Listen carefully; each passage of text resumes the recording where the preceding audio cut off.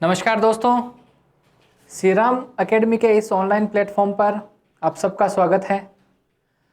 दोस्तों, अपना टॉपिक चल रहा था ह्यूमन न्यूट्रिशन, मानव पोषण। मानव पोषण में हमने कार्बोहाइड्रेट पढ़ लिया है, विटामिन पढ़ लिया है, फैट पढ़ लिया है, प्रोटीन पढ़ लिया है। यानी अपने ने कार्बनिक पोषक तत्व, ऑर्गेनिक न्यूट्रिएंट्स पढ़ लिए हैं। अब हम पढ़ने जा रहे हैं अकार्बनिक पोषक तत्व, इनऑर्गेनिक न्यूट्रिएंट्स, है ना। तो लास्ट लेक्चर में, इससे पहले वाले लेक्चर में अपने विटामिन कर रहे थे, विटामिन की कमी से होने वाले रोग देख रहे थे। थोड़ा सा मैं रिवीजन करवा देता हूं, लास्ट लेक्चर में अपने ने क्या पढ़ा था, फिर अपने आगे चलते हैं। देखो, अपने ने लास्ट लेक्चर में अपने विटामिन बी कॉम्प्लेक्स का रिवीजन कर लेते हैं अच्छा सा। तो मैंने बताया था विटामिन बी है, उसमें विटामिन B1 भी होता है, B2 भी होता है, B3 भी है। विटामिन B1 की कमी से अपने को कौन सा रोग हुआ था? विटामिन B1 की कमी से रोग हुआ था बेरी। कौन सा रोग हुआ था? बेरी। और इसमें होता क्या है, अपना जो शरीर है उसमें जो हृदय है उसका आकार क्या होता है? बढ़ जाता है।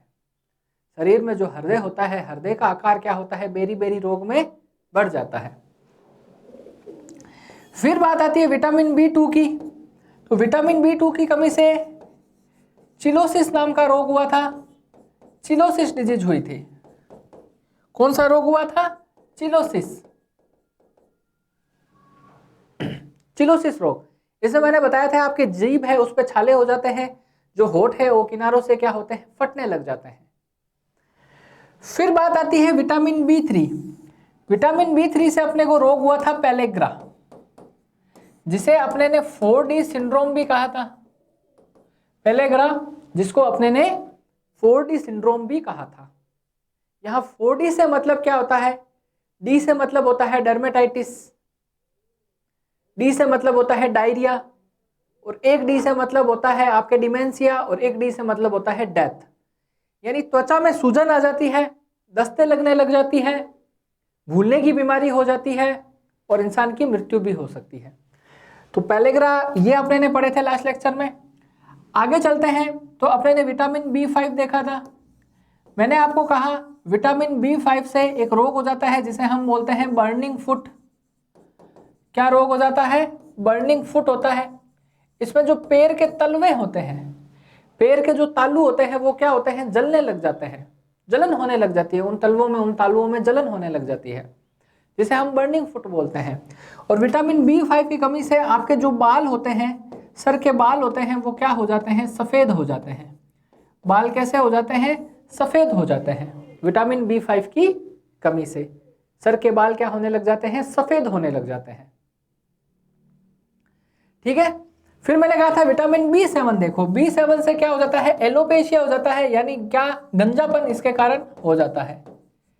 ये अपने ने पढ़े थे। फिर आपको एक बात बताई थी कि B6 है, B7 है और B9 है, इनकी कमी से एक रोग हो जाता है जिसे हम बोलते हैं एनीमिया। जिसे हम क्या कहते हैं? एनीमिया कहते हैं। ठीक है। 6, B9 और B12, B6, B9 और B12 इनकी कमी से क्या हो जाता है? एनीमिया हो जाता है। यहां तक अपने ने बातें की थी। अब देखो, इनसे थोड़ी सी बातें और करते हैं, फिर अपने अकार्बनिक पोषक तत्व लेते हैं, जिसमें आपके हैं मिनरल, खनिज, जिसमें आपके हैं वाटर, जल। तो देखो, थोड़ी बातें करते हैं अपने इनसे रिलेटेड अच्छी। और देखो, B6 की मैं बात करूं, B9 की बात करूं, और बात करता हूं B12 की, इन तीनों से अपने को क्या हो जाता है? अनीमिया हो जाता है। और जो एनीमिया होता है ना, उनका एक नाम होता है। क्या नाम होता है? इस B6 के कारण होने वाला जो एनीमिया है उसको हम बोलते हैं माइल्ड एनीमिया। उसको हम क्या बोलते हैं? माइल्ड एनीमिया कहते हैं।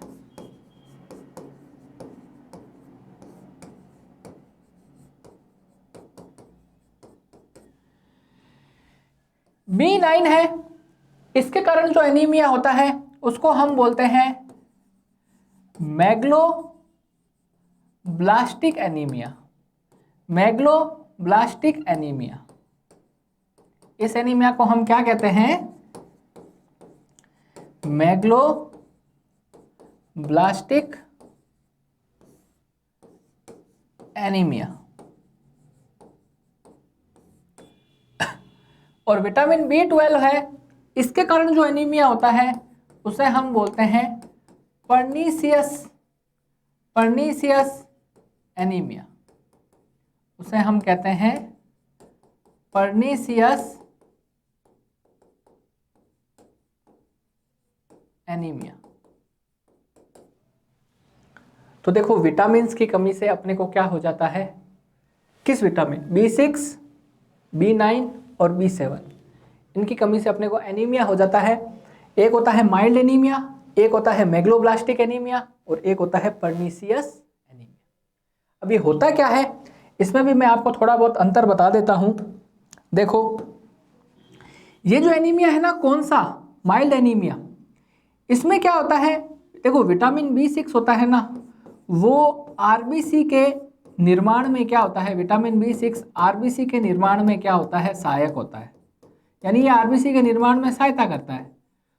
और इसमें क्या होता है, आरबीसी का जो निर्माण है वो या तो क्या होगा, विटामिन B6 की कमी से कम हो जाएगा, या क्या होगा, आरबीसी बनेगी ही नहीं, आरबीसी का जो निर्माण है वो क्या हो जाएगा, बंद हो जाएगा। आरबीसी नहीं बनेगी तो रक्त की अल्पता हो जाएगी, इसे रक्त अल्पता एनीमिया कहते हैं। तो देखो B6 जिसे हम माइल्ड एनीमिया कहते हैं, यह आरबीसी के निर्माण में सहायक होता है विटामिन B6, और आरबीसी का निर्माण बंद हो जाता है। इसमें आरबीसी का निर्माण क्या हो जाता है, बंद हो जाता है, या आरबीसी बननी कम हो जाती है, इसलिए इसको माइल्ड एनीमिया कहते हैं। मैग्लोब्लास्टिक, ब्लास्ट का मतलब होता है फूटना, इसमें क्या होता है, आपके जो शरीर की आरबीसी है वो क्या होती है, असामान्य आकार की हो जाती है, असामान्य आकार की हो जाती है। आपके शरीर में जो रक्त है उसमें आरबीसी है, वो उसका आकार असामान्य हो जाता है, एबनॉर्मल साइज हो जाता है। और आरबीसी क्या होती है, एक निश्चित समय के बाद में फट जाती है, आरबीसी फट जाती है, आरबीसी क्या होती है, फट जाती है। इसलिए इस एनीमिया को हम क्या बोलते हैं, मैग्लोब्लास्टिक एनीमिया कहते हैं। और पर्नीशियस एनीमिया में भी क्या है, आरबीसी कम बनती है, आरबीसी कम बनती है, आरबीसी का आकार वो क्या होता है, बढ़ जाता है। इसमें आरबीसी का आकार क्या होता है, बढ़ जाता है, हीमोग्लोबिन कम बनने लग जाता है, ठीक है। तो इस एनीमिया को अपने ने क्या बोल दिया, पर्नीशियस एनीमिया बोल दिया। देखो दोस्तों, मैंने आपको क्या बताया, मैंने आपको बताया कि विटामिन B6, विटामिन B9 और विटामिन B12, B6, B9 और B12, B6 को हम माइल्ड एनीमिया कहते हैं, B9 को हम मैग्लोब्लास्टिक एनीमिया के नाम से जानते हैं, और B12 है इसे हम पर्नीशियस एनीमिया के नाम से जानते हैं। किस नाम से जानते हैं, पर्नीशियस एनीमिया के नाम से जानते हैं। ये जो होता है वो आरबीसी के निर्माण में सहायता करता है ना, आरबीसी के निर्माण में सहायता करता है कौन, विटामिन B6। और इसकी कमी से क्या हो जाएगा, आरबीसी का निर्माण होगा नहीं, या आरबीसी बननी बंद हो जाएगी, आरबीसी का निर्माण होगा तो बहुत कम होगा। मैग्लोब्लास्टिक में क्या होती है, आरबीसी असामान्य आकार की हो जाती है और एक निश्चित समय के बाद में फट जाती है, और इसमें भी आरबीसी कम बनती है, आरबीसी का आकार बढ़ जाता है, हीमोग्लोबिन की मात्रा कम हो जाती है, हीमोग्लोबिन बनना कम हो जाता है। तो ध्यान रखना, आपसे क्वेश्चन ऐसा पूछा जाता है, पर्नीशियस एनीमिया किस विटामिन की कमी के कारण, माइल्ड एनीमिया किस विटामिन की कमी के कारण, है ना, मैग्लोब्लास्टिक एनीमिया किस विटामिन की कमी के कारण। तो ये कुछ बातें आप यहाँ पे ध्यान रखना। एक छोटी सी बात और बताता हूं, इसको नोट कीजिए, फिर हम आगे चलते हैं।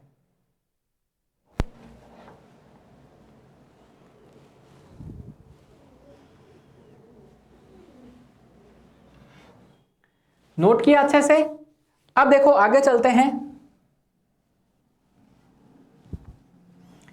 मैं यहां पे लिखता हूं विटामिन B12, क्या लिखा मैंने, विटामिन B12। अपने को पता है इसका वैज्ञानिक, इसका जो केमिकल नेम है, रासायनिक नाम है वो क्या है, साइनोकोबालेमिन। ये एक जल विलेय विटामिन है ना। अब देखो क्वेश्चन आता है कि विटामिन B12 में कौन सी धातु पाई जाती है, तो इसमें जो धातु होती है, इसमें जो धातु होती है मेटल होती है। विटामिन B12 में जो धातु है वो मेटल है, वो कौन सी है, CO, जिसे हम क्या बोलते हैं, कोबाल्ट। विटामिन B12 में कोबाल्ट धातु पाई जाती है। विटामिन B12 में कौन सी धातु पाई जाती है? कोबाल्ट धातु पाई जाती है। दूसरा जो क्वेश्चन है कि जो विटामिन B12 है ना, उसमें कोबाल्ट धातु पाई जाती है। इसकी सर्वाधिक मात्रा मिलती है ड्राई फ्रूट्स में। सर्वाधिक मात्रा किसमें मिलती है? ड्राई फ्रूट्स, जिसे हम सूखे मेवे कहते हैं, जिसे हम सूखे मेवे कहते हैं। इसकी सर्वाधिक मात्रा पाई जाती है किसमें? ड्राई फ्रूट्स में, जिसे हम क्या बोलते हैं? सूखे मेवे कहते हैं। ठीक है। और ये कैंसर जैसी असाध्य बीमारियों को भी कम करने में मदद करता है, इसलिए इसे कैंसर रोधी विटामिन बी कहा जाता है।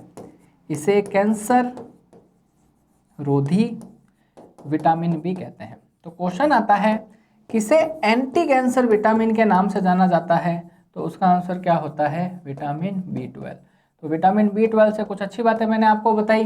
क्या बताई? धातु में पाए जाने वाली विटामिन B12 में कौन सी धातु पाई जाती है? कोबाल्ट धातु पाई जाती है। विटामिन B12 के सबसे अच्छे सोर्स कौन से, स्रोत कौन से हैं? सूखे मेवे।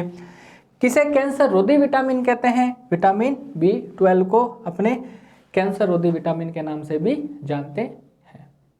यहां तक बात समझ में आई? आगे चले।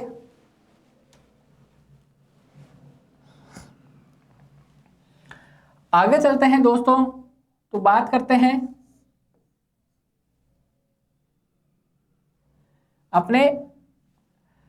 ये अपने थे विटामिन बी कॉम्प्लेक्स की बात। ये अपने विटामिन्स सारे कंप्लीट हो गए हैं। आज अपने मिनरल्स और वाटर पढ़ते हैं। ठीक है, मतलब अकार्बनिक पोषक तत्व देखते हैं, जिसमें सबसे पहले अपने लेते हैं वाटर। मिनरल बाद में पढ़ेंगे, सबसे पहले अपने लेते हैं वाटर, जिसे हम बोलते हैं जल। अब जल से संबंधित कैसे क्वेश्चन बनते हैं? देखो, पहला क्वेश्चन, मनुष्य के शरीर में जो जल है वो कितना होता है बताओ? उसका आंसर होता है लगभग 65%। कितना होता है मनुष्य के शरीर में जल? तो उसका आंसर होता है लगभग 65%। मनुष्य के शरीर में जल की कितनी प्रतिशत मात्रा होती है? तो उसका आंसर देना होता है लगभग 65%, 65% होती है। ठीक है, 65% जल की मात्रा होती है। यही क्वेश्चन ऐसे आता है कि यूरिन में, मनुष्य के मूत्र में जल की मात्रा कितनी होती है? तो उसका आंसर देना होता है 95%। क्या आंसर देना होता है? 95% देना होता है। यही क्वेश्चन आता है कि रक्त प्लाज्मा जिसे हम कहते हैं ब्लड प्लाज्मा, रक्त प्लाज्मा जिसे हम बोलते हैं ब्लड प्लाज्मा, उसमें जल की कितनी प्रतिशतता होती है? तो उसका आंसर होता है लगभग 90%। देखो, अपने शरीर में रक्त होता है, उसके दो भाग होते हैं।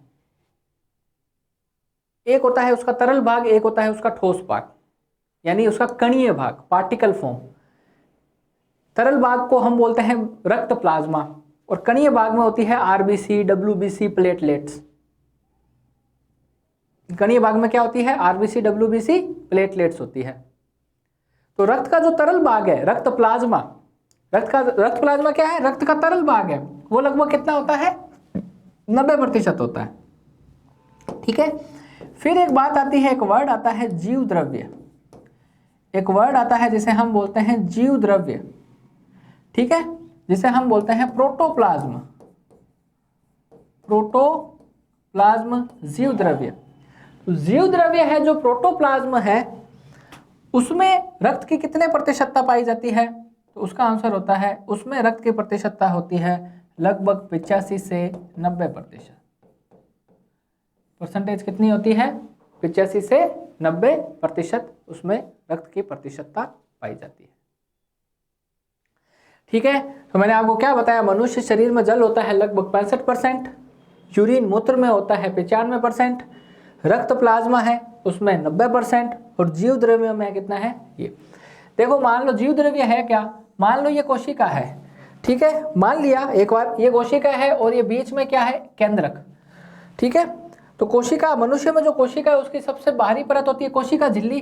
कोशिका झिल्ली और कोशिका के बीच में ये जो द्रव्य भरा गया और ये कुछ द्रव्य की मात्रा इसमें भी होगी, किसमें, आपके केंद्रक में, यानी कोशिका झिल्ली के अंदर जो द्रव्य भरा गया है उसे हम क्या बोलते हैं, जीव द्रव्य बोलते हैं।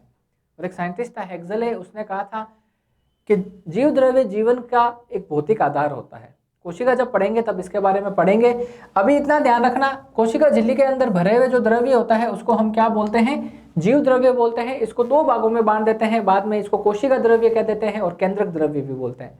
कैसे क्या कहते हैं ध्यान रखना, वो आगे पढ़ेंगे अपने। अभी इतना ध्यान रखना है कि जीव द्रव्य है उसके अंदर जल की मात्रा कितनी होती है, 85 से 90%।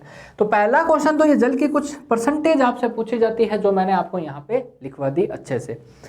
एक और क्वेश्चन आता है, वो क्या आता है कि जल के कार्य क्या है, जल जो है उसका फंक्शन क्या है, उसका कार्य क्या है। तो देखो जल का फंक्शन क्या होता है, पहला फंक्शन, जल जो है अपने शरीर के तापमान को संतुलित रखने में भी मदद करता है। अपने शरीर का तापमान यानी जो बॉडी टेम्परेचर है उसको कंट्रोल करने में, उसको नियंत्रित करने में मदद करता है। कौन करता है, जल करता है। जल अपने शरीर में अम्ल क्षार का क्या होता है, संतुलन बनाए रखता है। एसिड और बेस को बैलेंस करने का काम, अम्ल क्षार के संतुलन का काम कौन करता है, जल करता है। और तीसरा जो क्वेश्चन बनता है वो ये बनता है कि जैसे गाड़ियां होती है, मोटरसाइकिल हो गई, आपके बाइक हो गई, अपने इंजन में पेट्रोल के अलावा, अपने उसके टंकी में पेट्रोल के अलावा इंजन में ऑयल भी डालते हैं। वो ऑयल क्यों डालते हैं, ताकि जो गाड़ी के पार्ट्स हैं वो सही चलते रहे, उनके अंदर फ्रिक्शन हो वो कम हो, घर्षण कम हो। तो अपने शरीर में जो घर्षण को कम करने के लिए कौन यूज होता है, कौन उपयोग में आता है, तो उसका आंसर होता है जल। आप जब ऑयल लेके आते हो तो उस डब्बे पे लिखा हुआ होता है लुब्रिकेटिंग ऑयल, है ना। तो क्वेश्चन ऐसे आता है, शरीर में स्नेहक के रूप में कौन कार्य करता है, लुब्रिकेंट्स के रूप में कौन कार्य करता है, जल। लुब्रिकेंट्स का मतलब ही होता है जो घर्षण के मान को क्या करते, कम करते। तो अपने शरीर में जो अंग है उन अंगों में घर्षण के मान को कम करने में सहायता कौन करता है, तो उसका आंसर क्या होता है, जल होता है। तो ये कुछ पॉइंट्स हैं, तो इसके फंक्शन क्या है, जल के फंक्शन क्या है बताओ, कार्य क्या क्या बताया मैंने आपको बताया कि शरीर के तापमान, ये शरीर के तापमान जिसे हम बोलते हैं टेम्परेचर, ये शरीर के तापमान टेम्परेचर को क्या रखता है, नियंत्रित रखता है। कौन, जल, या नियंत्रित रखने में मदद करता है। दूसरा पॉइंट बनता है, ये शरीर में अम्ल क्षार को संतुलित रखता है। शरीर में अम्ल व क्षार को क्या रखता है, संतुलित रखता है। कौन, जल। तीसरी बात आती है, ये शरीर में अम्ल क्षार को संतुलित रखता है। और तीसरा क्वेश्चन बनता है कि यह शरीर में स्नेहक, जिसे हम बोलते हैं लुब्रिकेंट, स्नेहक के रूप में क्या करता है, के रूप में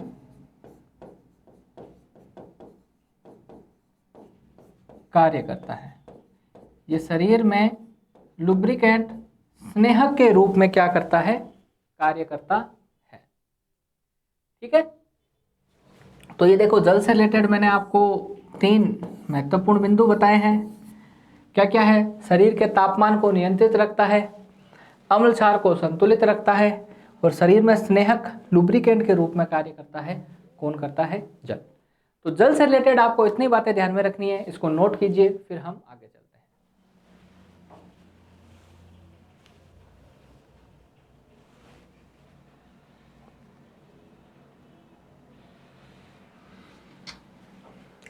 तो ये बातें आपने अच्छे से नोट की। अब हम अपना जो मानव पोषण है उसका लास्ट टॉपिक पढ़ते हैं, मिनरल्स, खनिज। देखो अपने शरीर को मिनरल्स की बहुत आवश्यकता होती है। अपने शरीर को कैल्शियम की भी आवश्यकता है, अपने शरीर को फॉस्फोरस की भी आवश्यकता है, अपने शरीर को सोडियम की भी आवश्यकता है, अपने शरीर को क्लोरीन की भी आवश्यकता है, फ्लोरीन की आवश्यकता है, आयोडीन की भी आवश्यकता है। और इनकी कमी होने लग जाती है ना, तो अपने को क्या हो जाते हैं, कोई ना कोई रोग हो जाते हैं। और ये जो मिनरल्स है ये हम किसी ना किसी की फॉर्म में लेते हैं। ऐसे थोड़ी है शरीर में लोहे की कमी हो गई तो आपने 100 ग्राम लोहा खा लिया, 100 ग्राम कॉपर खा लिया, ऐसे थोड़ी होता है। लोहे की कमी होती है तो उस कमी को दूर करने के लिए अपने क्या करते हैं, हरी पत्तेदार सब्जियां खाते हैं, सेव खाते हैं, उनमें क्या होती है, आयरन की मात्रा होती है जो अपने शरीर के लिए क्या है, जरूरी है। तो कहानी समझ में आई? क्या बात मैं आपको बताने जा रहा हूं? मैं बताने जा रहा हूं शरीर के विकास के लिए, वृद्धि के लिए, शरीर को सुचारू रूप से चलाने के लिए, शरीर में मूवमेंट्स के लिए अपने को मिनरल्स, खनिज की भी आवश्यकता पड़ती है। वो खनिज कौन से हैं देखते हैं। देखो, तो नेक्स्ट जो अपना टॉपिक है वो है मिनरल्स। मिनरल हो गया आपके खनिज हो गया,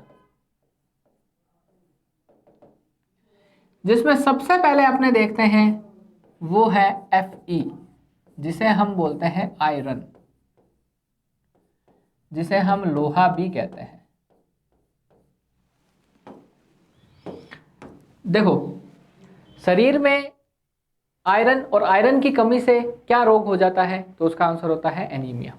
देखो, अपने शरीर में क्या होता है, रक्त होता है, रक्त में क्या होती है, आरबीसी होती है, और आरबीसी में एक प्रोटीन होती है जिसे हम बोलते हैं हीमोग्लोबिन, जिसे हम क्या कहते हैं, हीमोग्लोबिन बोलते हैं। एचबी के नाम से ये फेमस है। ये हीमोग्लोबिन क्या है, आरबीसी में पाए जाने वाली एक प्रोटीन। और इस आरबीसी में एक मिनरल होता है जिसे हम बोलते हैं आयरन, जिसे हम क्या बोलते हैं, आयरन कहते हैं, जिसे हम आयरन कहते हैं, Fe कहते हैं। और ये जो आयरन है, ये जो लोहा होता है, वो अपने रक्त में किस स्टेट में होता है, Fe+2, यानी ये फेरस स्टेट में होता है, फेरस अवस्था में होता है। ये क्या चीज है सर, थोड़ा कम समझ में आया है। देखो, जो लोहा है उसकी ऐसा अवस्थाएं पाई जाती है, Fe+2, Fe+3, इसे हम बोलते हैं फेरस, इसे हम क्या बोलते हैं, फेरस। और इसे हम बोलते हैं फेरिक, इसे हम क्या बोलते हैं, फेरिक।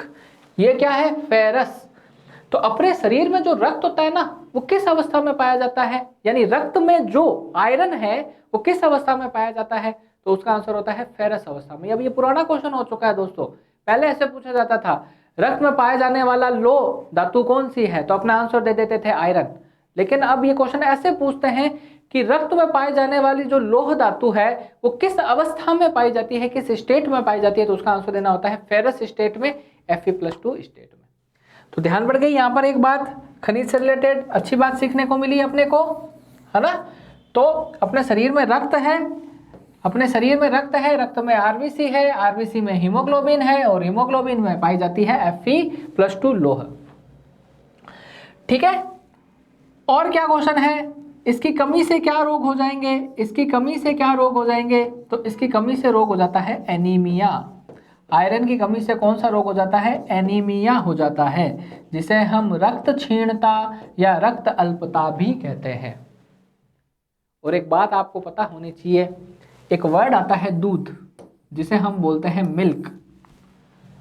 दूध को संपूर्ण आहार कहा जाता है, यानी दूध में कार्बोहाइड्रेट भी है, प्रोटीन भी है और फैट भी होता है। कार्बोहाइड्रेट के रूप में देखें तो इसमें आपके लैक्टोज होता है, प्रोटीन के रूप में देखें तो इसमें केसिन प्रोटीन होती है, और वसा दूध में होती है, अपने को पता है गाय के दूध में 4 से 5% तक वसा होती है ना।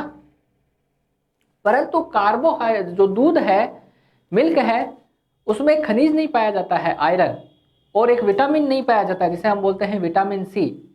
इसलिए व्यक्ति सिर्फ लगातार दूध का सेवन करता रहे ना, और कुछ खाए पिए नहीं, सिर्फ दूध का सेवन करता रहे, तो उसे सबसे पहले किसकी कमी होगी, आयरन की, और किस विटामिन की कमी होगी, विटामिन सी की। तो कहने का मतलब क्या है, दूध में ना ये आयरन नहीं पाया जाता है, और दूध में विटामिन सी भी क्या होता है, नहीं पाया जाता है।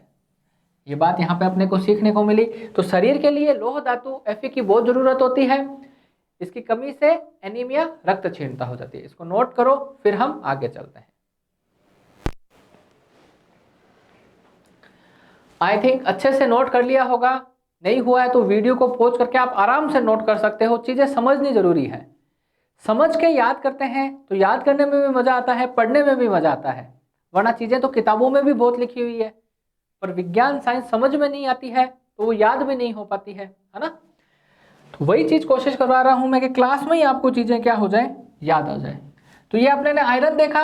आयरन के बाद में सेकंड नंबर पर अपने लेते हैं, अच्छा सोर्स लिखवाने की कोई जरूरत नहीं है। अगर आपसे पूछ ले इसके सोर्स क्या है, स्रोत क्या है, तो सेब हो गया, आपके पालक हो गया, ये क्या है आपके आयरन के जो लोहा है उसके बहुत अच्छे सोर्स होते हैं, सेब पालक, है ना।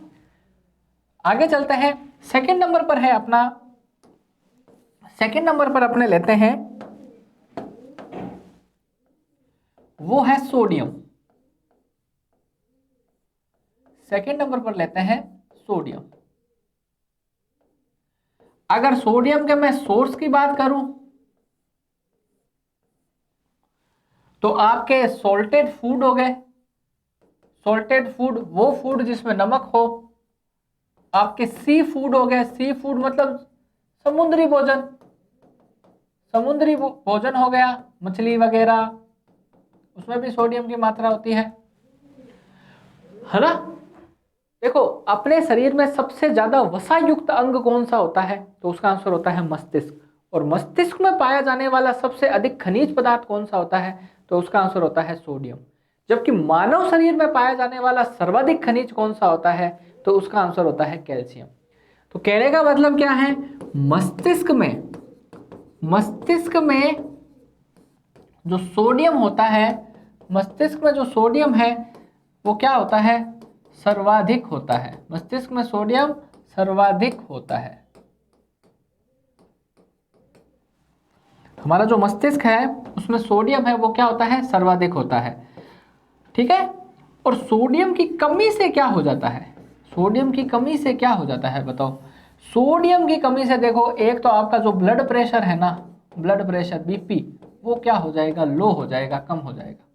बीपी लो हो जाता है तो डॉक्टर आपको कहता है ना नमक खाओ, नमक खाओ, अपने को नमक खाना पड़ता है ना।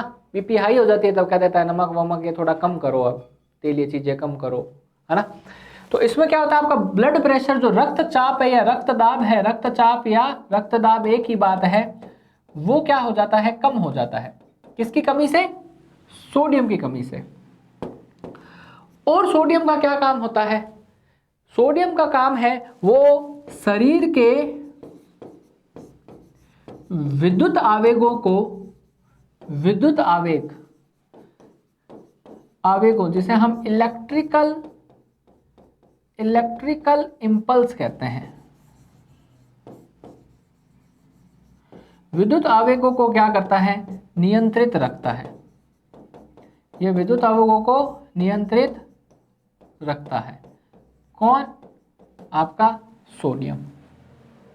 विद्युत आवेग जैसे आपका हृदय हो गया, हृदय को पंप करना, हृदय का काम क्या, ब्लड को पंप करना, यानी हृदय में कॉन्ट्रैक्शन होता है ना, रिलैक्सेशन होता है ना। तो इन सब जो क्रियाएं हैं, जो आवेग हैं, इनको नियंत्रित करने का काम कौन करता है, ये आपका सोडियम। तो शरीर के विद्युत आवेगों को, इलेक्ट्रिक इंपल्स को नियमित करने का, रेगुलेट करने का, नियंत्रित करने का काम भी कौन करता है, सोडियम करता है। और सोडियम के शरीर में कम होने लग जाती है तो ये मस्तिष्क में पाया जाने वाला सर्वाधिक होता है। तो मस्तिष्क की गतिविधियां भी क्या होती है, मस्तिष्क की गतिविधियां भी क्या होती है, प्रभावित होती है। यानी मस्तिष्क अपना पूरा 100% नहीं दे पाता है, मस्तिष्क सही से काम नहीं कर पाता है, मस्तिष्क का संतुलन क्या होता है, बिगड़ जाता है। तो ये भी एक क्वेश्चन बनता है कि इसकी कमी से मस्तिष्क का संतुलन भी क्या होता है, बिगड़ सकता है। संतुलन भी क्या होता है, बिगड़ सकता है, संतुलन बिगड़ जाता है। तो ये बातें थी किससे रिलेटेड, सोडियम से रिलेटेड। सोडियम एक साल्टेड फूड है, ये एक सी फूड है, मस्तिष्क में सोडियम सर्वाधिक होता है। इसकी कमी से जो रोग हो जाता है उसे रक्तचाप या रक्तदाब बोलते हैं, वो कैसा हो जाता है, लो, निम्न रक्तदाब, बीपी कम हो जाता है। शरीर के विद्युत आवेगों को नियंत्रित रखता है, मस्तिष्क का संतुलन इससे बिगड़ सकता है सोडियम की कमी से। नोट करोगे इसको, आराम से नोट कीजिए, फिर हम आगे।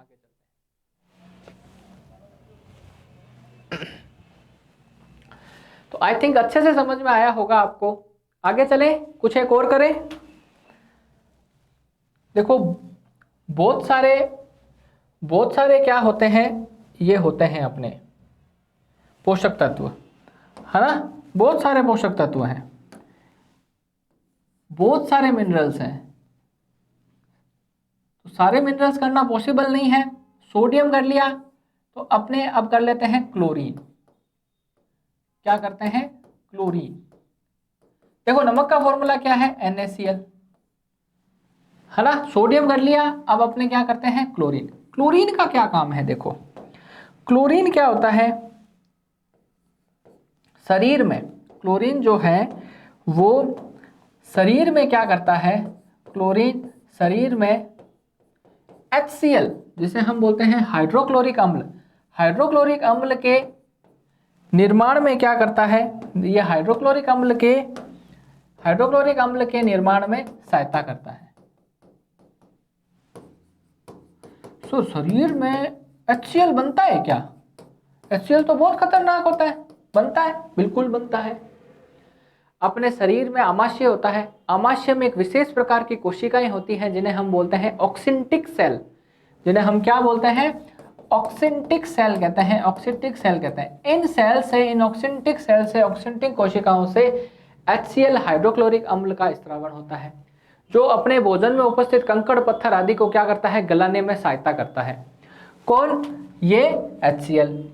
तो क्लोरीन की कमी से रोग क्या होने लग जाएगा? क्लोरीन की कमी से रोग ये हो जाएगा कि खाना सही से नहीं पच पाएगा, आपको भूख लगना बंद हो जाएगा, भूख लगना बंद हो जाएगा, है ना। खाना है वो सही से क्या होगा? सही से या पूरी तरीके से डाइजेस्ट नहीं हो पाएगा, खाने सही से डाइजेस्ट नहीं हो पाएगा, उसका पाचन सही से नहीं हो पाएगा, सही से डाइजेस्ट नहीं हो पाता है। किसकी कमी से? क्लोरीन की कमी से, है ना। तो ये एक क्लोरीन का भी बहुत इंपॉर्टेंट रोल था। आगे चलते हैं, नेक्स्ट देखते हैं एक अच्छा सा, वो है कैल्शियम, और साथ में इसके देख लेते हैं फॉस्फोरस। देखो अपनी हड्डियां व दांत जो होते हैं ना, वो किससे मिलकर बने होते हैं? कैल्शियम व फॉस्फोरस से मिलकर बने होते हैं। अपने हड्डियां व दांत कैल्शियम व फॉस्फोरस से मिलकर क्या होते हैं? बने होते हैं। कैल्शियम व फॉस्फोरस से मिलकर बने होते हैं। ठीक है, आपसे पूछ ले दांतों का सूत्र क्या है, तो आप आंसर क्या दोगे? Try calcium phosphate. आंसर क्या दोगे? Try calcium phosphate. ठीक है, तो हड्डियां व दांत हैं वो कैल्शियम व फॉस्फोरस से मिलकर बने। इसका मतलब शरीर में अगर कैल्शियम व फॉस्फोरस की कमी हो जाएगी तो हड्डियां व दांत जरूर प्रभावित होंगे, बिल्कुल प्रभावित होंगे। कैसे? कैल्शियम की कमी से अपने शरीर की हड्डियां कमजोर हो जाती है और हड्डियों में छोटे छोटे पोर्स हो जाते हैं, छोटे छोटे छिद्र हो जाते हैं। उस रोग को हम एक नाम से जानते हैं जिसे हम बोलते हैं ओस्टियोपोरोसिस। तो देखो कैल्शियम की कमी से क्या रोग होता है? कैल्शियम की कमी से क्या रोग होता है? कैल्शियम की कमी से होता है ओस्टियोपोरोसिस। ओस्टियोपोरोसिस। इस रोग में क्या होता है? इस रोग में आपकी जो हड्डियां हैं उन हड्डियों में क्या हो जाता है? हड्डियों में छिद्र हो जाते हैं, छोटे छोटे पोर्स हो जाते हैं, छिद्र हो जाते हैं। ठीक है, ओस्टियोपोरोसिस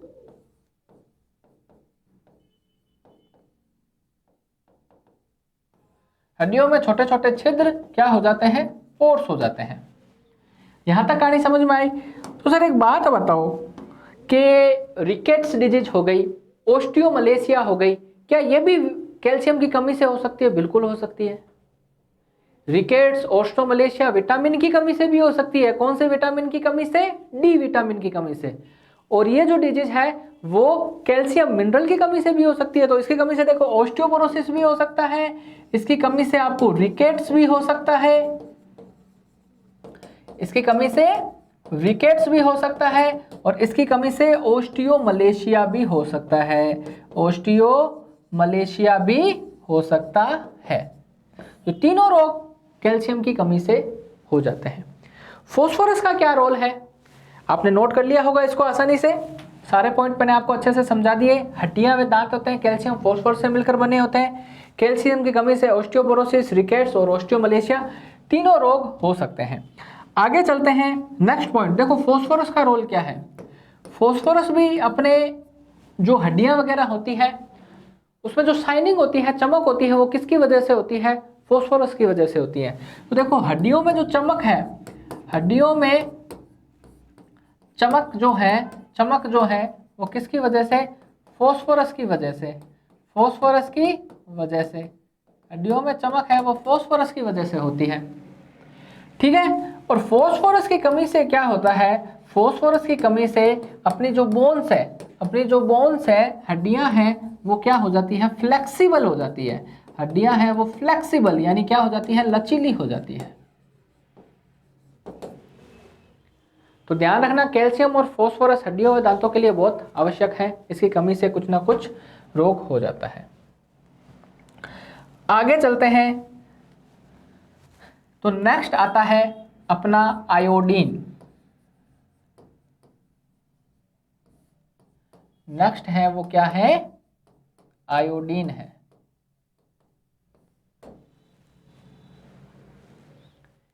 देखो दोस्तों, अपना जो गला होता है ना, गला, थ्रोट, उसमें एक ग्रंथि होती है जिसे हम बोलते हैं आउटू ग्रंथि, थायराइड ग्लैंड। उस थायराइड ग्लैंड में से एक हार्मोन निकलता है, थायरोक्सिन हार्मोन। थायराइड ग्लैंड का जो आकार होता है वो एच आकार होता है, तितली के आकार की होती है।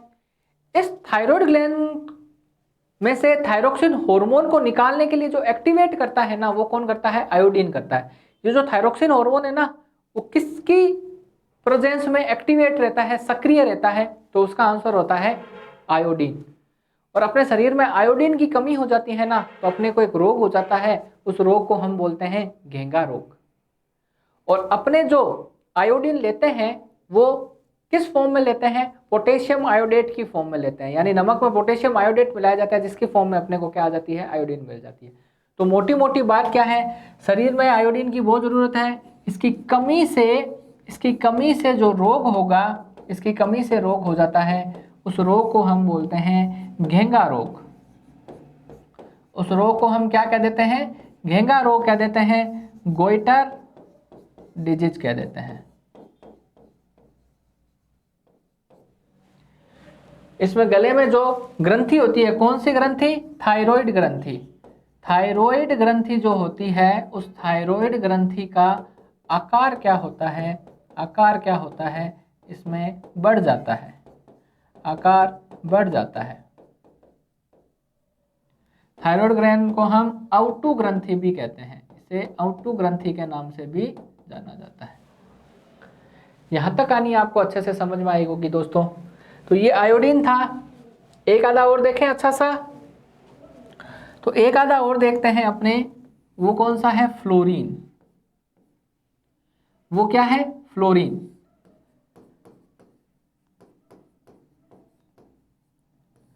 देखो फ्लोरीन की अधिकता से, फ्लोरीन की अधिकता से एक रोग हो जाता है, उस रोग को हम कहते हैं फ्लोरोसिस। रोग का नाम क्या है, फ्लोरोसिस।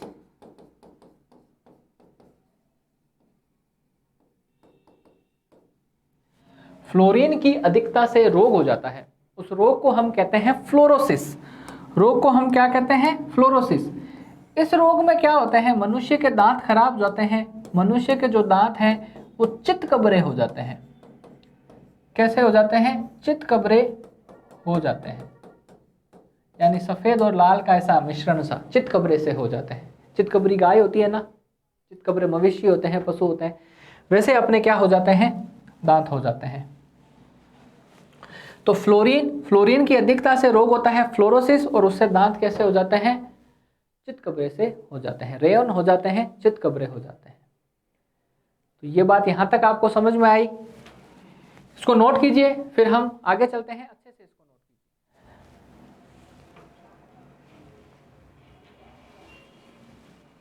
तो ये कुछ मिनरल्स थे, एक दो और देख लेते हैं अच्छे अच्छे।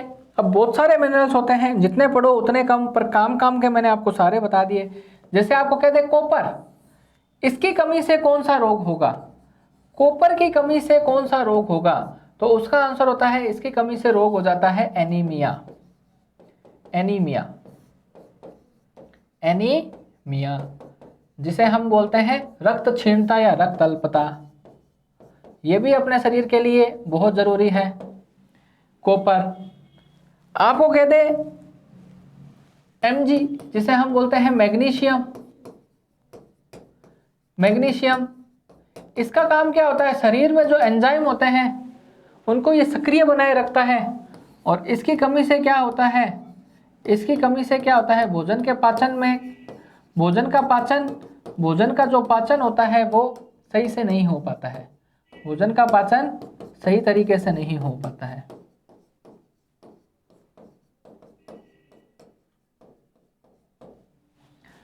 ठीक है, मैग्नीशियम है वो अपने शरीर में जो एंजाइम होते हैं उनको क्या करता है, एक्टिवेट करता है, यानी उनको सक्रिय बनाए रखने में मदद करता है ना। तो भोजन के पाचन में फिर दिक्कत आएगी। एंजाइम काम क्या करते हैं, भोजन को पचाने में सहायता करते हैं, जैसे पेप्सिन, ट्रिप्सिन के ना, बहुत सारे एंजाइम आपने देखा था, है ना, रेनिन। तो ये कुछ मिनरल्स थे जिनके बारे में अपने ने डिस्कशन की थी। आई थिंक आपको अच्छे से ये ह्यूमन न्यूट्रिशन, मानव पोषण चैप्टर समझ में आया होगा। उम्मीद है आगे भी आपको इसी तरह अच्छे से समझ में आएगा, और मैं आपको अपना पूरा 100% दूंगा। इसको देखिए, एक दो बार पढ़िए, आपको अच्छे से याद हो जाएगा।